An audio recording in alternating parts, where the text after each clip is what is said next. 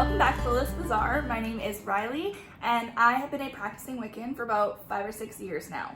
On this channel, I do the Goddess series, which I tell a little bit about the history of goddesses, but today I am doing something a little different with the Goddess series.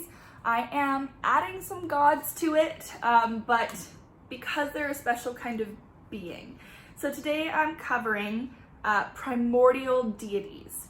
Now, the primordial deities are basically all the gods and goddesses that were born from chaos itself.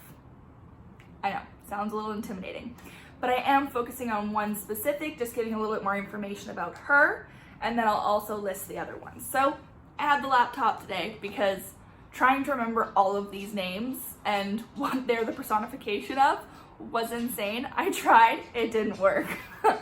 So, first things first, Chaos himself. So he is the personification of nothingness, the void from which all existence sprang. So chaos as a god is nothingness. It's chaos. Kind of cool. And from chaos sprang, first and foremost, Ananke and then Kronos. So who am I talking about? So Kronos is the personification of time, basically, linear time. Ananke, Greek words, it's great. So she is the goddess of necessity, basically the law of nature. She represents inevitability, compulsion, and necessity. That's her personification. Cool. So her and Kronos came together in serpentine form. They just emerged from the nothingness, self-formed and ready to go. And what they did is they coiled themselves around in a circle, back and forth, back and forth, back and forth, until boom, they created the earth. They created the sky, the earth, and the sea. They created existence. So their emergence marks the change between chaos and existence, which is kind of cool. Does that sound familiar though? This myth was way predating the Big Bang Theory, but it's basically explaining the Big Bang Theory. So I thought that was really interesting. That mythology kind of hit the nail on the head there. That's awesome. So, but instead of it being, atoms and particles and energy and all that kind of stuff, it was gods and goddesses, which is fine. That's how history seemed to explain what was happening. They used gods and goddesses as personification. Which is why I think primordial gods and goddesses are so interesting. It's literally personifying something that's non-tangible. So I kind of like that. So, also fun fact, she's kind of seen as like the ultimate goddess because she is the mother of the fates. So the fates kind of rule because they tell us what our fate will be, but the fates respond to Ananke. Kind of cool. So really, we should all just be at least offering up her a little thank you. Please make me have a good fate.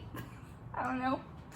But I'm going to quickly read out the quick list here of who they are and what they personify, because there's quite a few of them, and actually some of them are really interesting to me, and I hope you'll find them interesting as well. So we have Aklis, which is the personification of misery and sadness. He is the mist of death.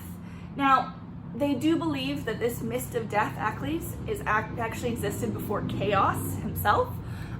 So Chaos and Aklis have kind of just always been there. Nothingness and the mist of death. My question was, how can the mist of death be there if there's no life? But then again, without death there is no life, and without life there is no death. So that's the chicken and the egg. All right. Here's a familiar one, Aether. It's a personification of the upper atmosphere, and basically it's just the air that the gods breathe. Our spiritual energy, the air the gods breathe. It's kind of cool.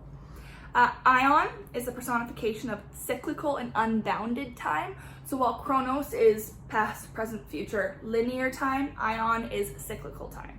So that time, it's kind of like the string theory, I guess, a little bit. Just a little bit.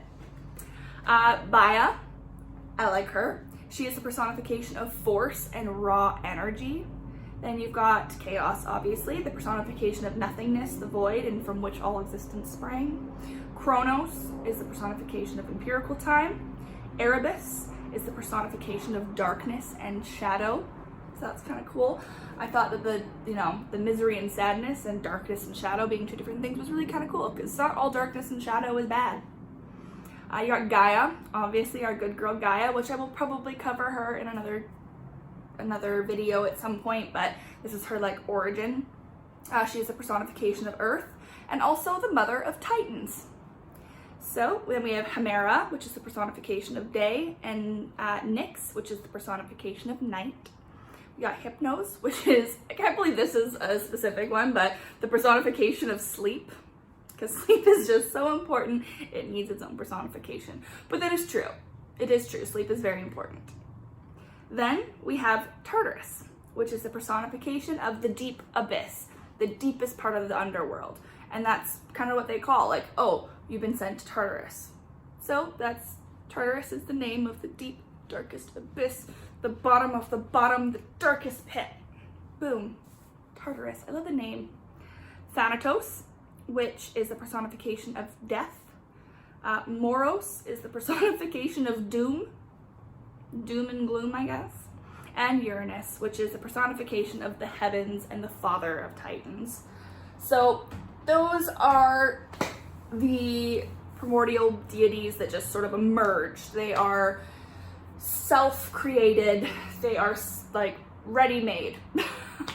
They just emerged from chaos with creation. So they don't have parents. They, I guess, technically are all siblings, but if they don't have parents, they don't have siblings. So that's that. And you have the mating of Uranus and Gaia, creating the Earth, sort of Earth, so whatever. And then you've got Ananke and Chronos creating existence. So together they made a pretty freaking good thing. So thank you so much for watching. It's a quick little play-by-play of something that I had fun researching. I hope you enjoyed it as much as I did. And please comment down below if you have any suggestions for the next sort of groupings of goddesses for me to continue talking about and doing some research about. I love research. The nerd in me is just loving this series.